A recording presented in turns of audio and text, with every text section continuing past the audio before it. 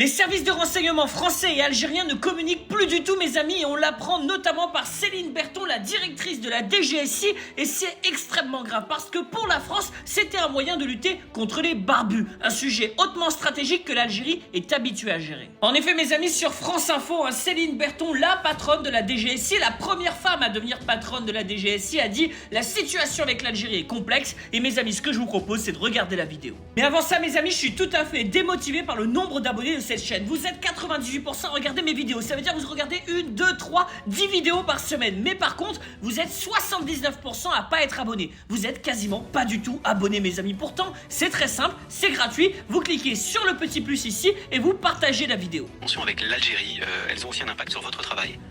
La situation avec l'Algérie est complexe et il est vrai que en l'état de la situation, nos relations sur le plan sécuritaire sont réduites à leur plus simple expression. Mais ce qui donc il y a plus de coopération.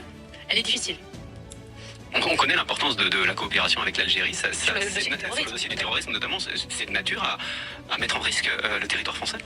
Aujourd'hui, je pense que les orientations politiques pèsent beaucoup sur ce que les services peuvent faire ou pas en Algérie avec la France. Quand elle dit que l'orientation politique pèse sur nos relations avec l'Algérie, ce qu'elle veut dire, c'est Bruno Retailleau, s'il te plaît, ferme-la. C'est tout ce qu'elle demande, c'est tout ce qu'elle demande, surtout quand on sait que oui, l'Algérie, c'est le seul pays à avoir vaincu les barbus de manière définitive. Si nous, un jour, on veut s'en sortir, si on veut réduire les risques sur le territoire français, il y a un pays avec lequel nous devons échanger des renseignements, c'est bien l'Algérie. Autant que le directeur d'une des sections les plus importante de la DGSI a encore précisé récemment que la menace reste très élevée en France. Et en plus de ça, il a précisé que nombre d'attentats avaient été déjoués. On parle quand même de 79 attentats depuis 2015, mes amis. C'est extrêmement grave. La décision des politiques en France, l'orientation anti-algérienne de nos politiques en France sont en train de mettre en danger les Français. Comprenez ça, mes amis. Vous êtes français, vous êtes en danger à cause de cette politique anti-algérienne. Tachi Al Jazeera et vive la France, libre et souveraine.